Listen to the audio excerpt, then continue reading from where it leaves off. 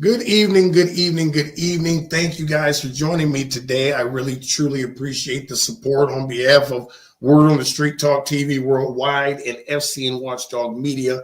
I really thank you guys that are tuning in, and thank you for the continued support that we've received throughout this whole situation that we've been faced with. Please like, share, comment. Don't forget to subscribe if you have not done so yet to our YouTube channel, Fcn Watchdog Media. We're all over Facebook. We're on YouTube. We're on Twitter. I mean, just about any platform. If you type in Fcn Watchdog Media, you will see our civil rights organization pop up. And if you choose to donate to our organization, you can do so by using our cash tag at DonateKNSMIN. All right, tonight we're going to go over the motion that was just filed today in the Supreme Court of Ohio regarding State Farm Fire and Casualty. We did request and ask the court for some certain things today, and I want to cover that with you guys. So we're going to go ahead and cover the motion that was filed with the Supreme Court today. In the Supreme Court of Ohio, Marquis L. Kimble versus State Farm Fire and Casualty Company. Relators motion for sanctions to strike defective filings and for other appropriate relief. Now comes Marquis L. Kimble, relator, pro se, and respectfully moves this honorable court under Rule 313 of the Supreme Court Rules of Practice, Ohio Civil Rules 11, RC 232151, and the court's inherent authority for orders as follows: imposing sanctions for frivolous and improper conduct by State Farm Fire and Casualty Company and counsel, including but not limited to misrepresentation, misleading argument, and incomplete disclosures in their pleadings, patterns of procedural delay, failure to comply with mandatory service requirements, striking respondents' defective filings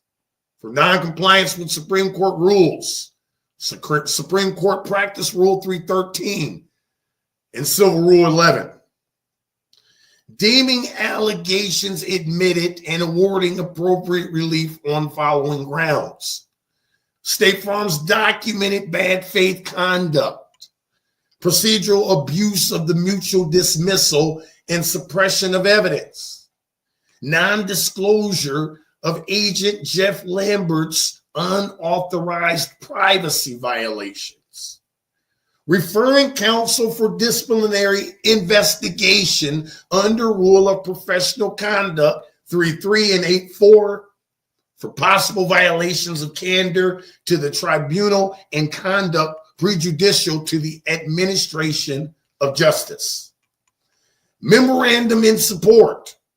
Procedural posture.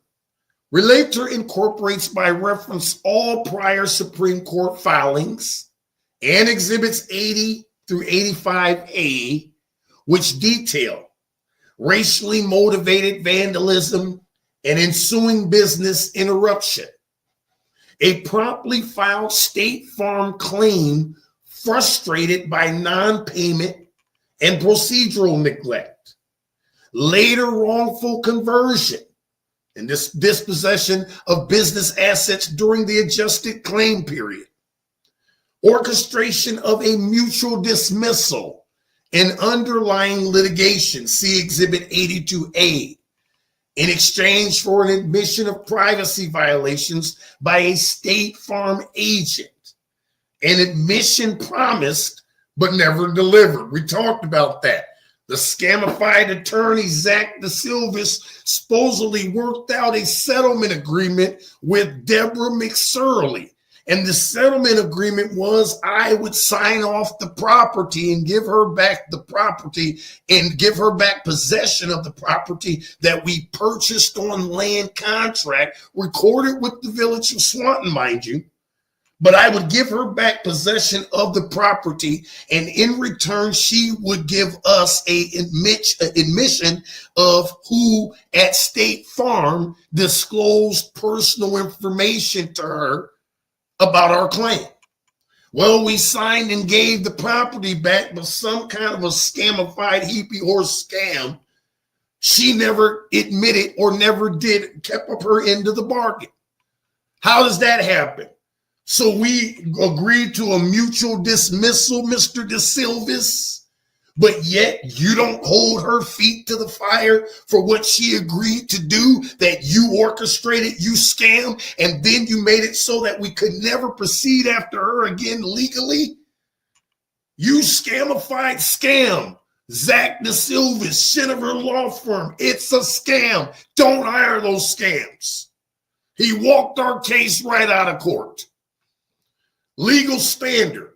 Ohio Supreme Court rules in Civil Rule 11 require all filings be signed, properly served, and well-grounded in fact and law. Rule 313 permits the court to strike documents filed by attorneys who do not comply with the rules, and to issue any sanction as the Supreme Court considers just.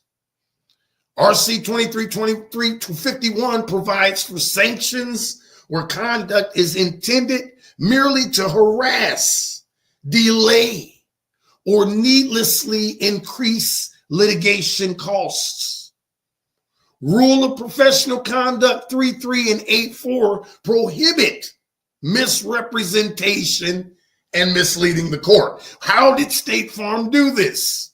Well, way back, I think it was way back when we were somewhere around exhibit 11 or 13, the court notified me that State Farm filed a motion to dismiss. That's perfectly fine, because as soon as they filed the motion to dismiss, I filed a response with the court. And then I did the proper thing, which is notify the defendants and their attorneys that I filed a response to their dismissal. Well, then after about 20 minutes after I sent the scams my response, serving them as I'm supposed to, State Farm then sends their notification of service of the dismissal 20 minutes after I already filed a response and served them. Complete violation of the Supreme Court rules, flat out. How are you even an attorney and you're just violating the rules and it's not being called? You should be disbarred for that, you scam. Attorney Lori Thompson for State Farm, she's a scam. Works for Gallagher, Gams, Talon, and Barnes out of Columbus. She tried to sneak in a filing and lied to the docket, lied to the court, told on the court's paper that she filed that she served me when she didn't. That's a lie, and that's misleading the court. And you will be held accountable for that, State Farm. Basis for sanctions: misrepresentation, concealment, and failure to provide admission. State Farm failed to ensure its agent privacy breach was remedied and concealed material information central to the insurance and the court's review. Respondents' filings do not fully or accurately reflect the facts and exhibits established. Abuse of mutual dismissal and suppression of rights. Responded through adverse counsel and without the mandated admission, obtained a permanent case closure affecting substantial property rights, all while misusing Civil Rule 41A1B to avoid judicial scrutiny of State Farm's own statutory and regulatory violations. This is improper under both Supreme Court authority and the Ohio Rules of Civil Procedure. Bad faith, delay, and procedural evasion. Repeated refusal to admit undisputed facts and exclusion of material evidence are part of a deliberate effort to protract litigation and prejudice, relate to an unrepresented civil rights litigant in violation of established insured duties, Supreme Court precedent, and the public interest. Relief requested. Relator requests that this court strike State Farm's non-compliant filings, including any document found to misrepresent, withhold, or delay material facts. Impose sanctions as provided by Rule 313, Civil Rule 11, and RC 232351. This may include, but is not limited to, default or limitation of defense, an award of fees and costs, further referral for disciplinary proceedings. Deem relator's material allegations as admitted.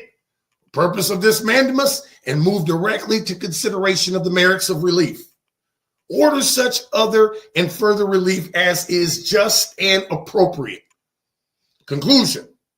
By this motion and the massive unrefuted record, relate to request that the Ohio Supreme Court uphold its supervisory and disciplinary function, holding respondent and its counsel to account for procedural abuses and statutory violations that have lasted since 2022 and continue to harm the administration of justice for civil rights litigants in Ohio.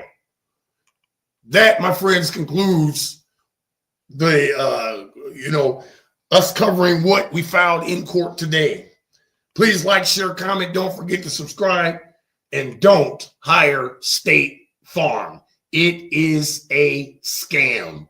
Until next time, be blessed on purpose.